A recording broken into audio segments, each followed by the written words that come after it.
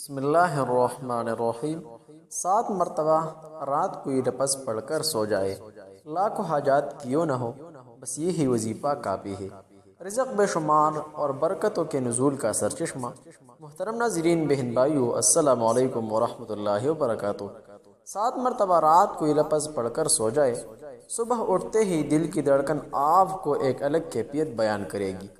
آج رات یہ لفظ 7 مرتبہ پڑھ کر سو جائے اور آزما لے کہ کس طرح آپ کے لاکھوں حاجات پوری ہو جاتی ہے۔ محترم ناظرین، بہن بھائیو، یہ وظیفہ میرا خود آزمایا ہوا وظیفہ ہے اور اسی طرح حضرت محمد مصطفیٰ صلی اللہ علیہ وسلم کا بتایا ہوا عمل ہے، یعنی سنت نبوی ہے۔ لہٰذا لاکھوں حاجات پورے ہونے کے لیے یہ طاقتور ترین وظیفہ نوٹ فرما لیں۔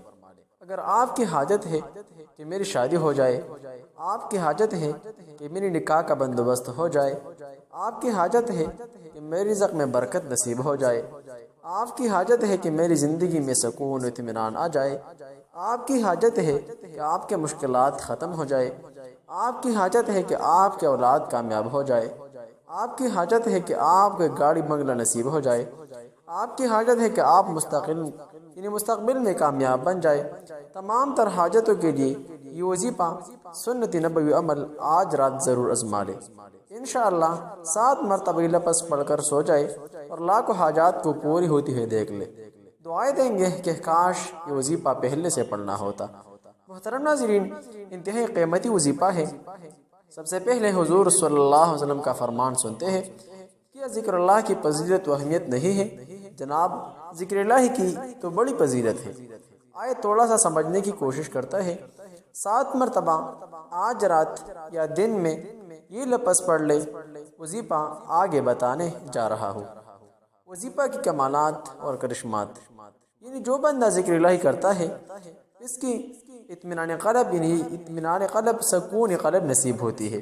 جب انسان یہ دعا پڑھتا ہے تو اس کے دل کو سکون و اطمینان ملتا ہے، کیونکہ اسے یقین ہوتا ہے کہ اللہ اس کی مدد کرے گا۔ اس وظیفہ کرنے سے آپ کے مشکلات کا حل، یہ دعا پڑھنے سے مشکلات آسان ہو جاتی ہے اور اللہ کی مدد سے حل نکالتا ہے۔ اس طرح یہ دعا، یہ وظیفہ نبیوں کی سنت ہے، یہ دعا نبیوں کی سنت ہے اور نبی کریم صلی اللہ علیہ وسلم نے بھی اسے پڑھا اور دوسروں کو بھی اس کی تلقین کی۔ اسی طرح اس دعا کو پڑھنے سے شفاعت ملتی ہے۔ یہ دعا شفاعت کا ذریعہ بھی بن سکتی ہے، کیونکہ یہ اللہ سے مدد مانگنے کی ایک بہترین دعا ہے۔ ہر مشکل میں پڑھا جا سکتا ہے۔ اس دعا کو کسی بھی قسم کی مشکل میں پڑھا جا سکتا ہے، چاہے وہ جسمانی تکلیف ہو، مالی پریشانی ہو یا کوئی اور مسئلہ ہو۔ اس دعا کی اہمیت کا اندازہ اس بات سے لگایا جا سکتا ہے کہ صحابہ کرام رضی اللہ عنہم اجمعین نے اس دعا کو اس وقت پڑھا جب انہیں دشمنوں کا سامنا تھا اور انہیں کوئی اور راستہ نظر نہیں آ رہا تھا۔ انہوں نے اللہ پر بھروسہ کیا اور اس دعا کو پڑھا اور اللہ نے انہیں دشمنوں کے شر سے محفوظ رکھے۔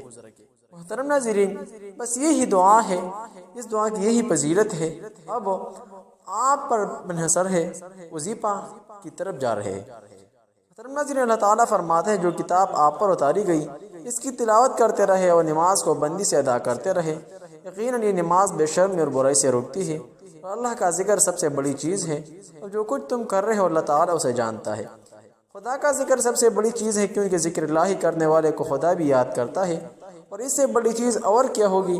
قرآن مجید میں اللہ تعالیٰ نے فرمایا فَاذْكُرُونِي أَذْكُرُكُمْ وَاشْكُرُوا لِي وَلَا تَكْفُرُونِ، تم میرا ذکر کرو، میں بھی تمہیں یاد کروں گا، میری شکر گزاری کرو اور ناشکری سے بچو۔ قرآن مجید میں جگہ جگہ اپنے ذکر پر مخلوق کو توجہ دلائی، اس کی معنی کی چند آیتیں بیان کی جا رہی ہے، سنیے اور عمل کرنے کی کوشش کیجیے۔ اللہ تعالیٰ فرماتا ہے فَإِذَا أَفَضْتُم مِّنْ عَرَفَاتٍ فَاذْكُرُوا اللَّهَ عِندَ الْمَشْعَرِ الْحَرَامِ وَاذْكُرُوهُ كَمَا هَدَاكُمْ وَإِن كُنتُم مِّن قَبْلِهِ لَمِنَ الضَّالِّينَ۔ جب تم عرفات سے لوٹو تو مشعر حرام کے پاس جا ذکر خدا کرو، اس کا ذکر کرو جیسے کہ اس نے تم کو ہدایت دی ہے، حالانکہ تم اس سے پہلے راہ بھولے ہوئے تھے۔ پھر آگے چل کر اس صورت میں اور اسی رکوع میں فرمایا رہا ہے فَإِذَا قَضَيْتُم مَّنَاسِكَكُمْ فَاذْكُرُوا اللَّهَ كَذِكْرِكُمْ آبَاءَكُمْ أَوْ أَشَدَّ ذِكْرًا۔ پھر جب تم ارکان حج کر چکو تو اللہ تعالیٰ کا ذکر کرو جس طرح تم الذین یذکرون اللہ قیاما وقعودا وعلی جنوبہم ویتفکرون فی خلق السماوات والارض۔ آسمان اور زمینوں کی پیدائش میں اور رات دن کے ہر پیر میں یقیناً عقل مندوں کے لیے نشانیاں ہیں جو اللہ کا ذکر کرتے ہیں کھڑے اور بیٹھے اپنے کروٹوں پر لیٹے اور آسمان اور زمین کی پیدائش میں فکر کرتے ہیں اور کہتے ہیں ہمارے پروردگار تو نے یہ بے پائیدہ نہیں بنایا تو پاک ہے پس ہمیں عذاب آگ سے بچائے۔ یہ سید کریمہ میں ذکر اور فکر کی طرف خاص توجہ دلائی گئی ہے۔ اللہ تعالیٰ نے ان دونوں یعنی ذکر کرنے والوں اور فکر کرنے والوں کی بڑی تعریف بیان فرمائی ہے اور حقیقت بھی یہی ہے۔ محترم ناظرین، بس یہی فضیلت ہے ذکر الہی کی۔ آئے جاتے ہیں اپنے وظیفہ کی طرف، نوٹ پر مالے وظیفہ 7 مرتبہ یہ لفظ پڑھ کر رات کو سو جائے، لاکھوں حاجات کیوں نہ ہو، بس یہی وظیفہ کافی ہے۔ رزق بے شمار، رزق بے شبہ، رزق میں برکت، مال و دولت، لاکھوں حاجات کے لیے وظیفہ رات کو سوتے وقت صرف 7 مرتبہ پڑھ لیا کرے۔ انشاءاللہ اس وظیفہ کو پڑھنے سے آپ کی لاکھوں حاجات کیوں نہ ہو ضرور پوری ہوگی۔ ایک بات یاد رکھیں، وظیفہ کرنے سے پہلے یقین اور بھروسہ رکھنا اللہ رب الجلال پر لازمی ہے، ضروری ہے، تاکہ آپ کے حاجات کو پورے ہو جائے۔ وظیفہ 7 مرتبہ پڑھنا ہے۔ سب سے پہلے 11 مرتبہ درود پاک پڑھنا ہے۔ اس کے بعد 7 مرتبہ یہ دعا، یہ الفاظ، یہ کلمات پڑھنا ہے۔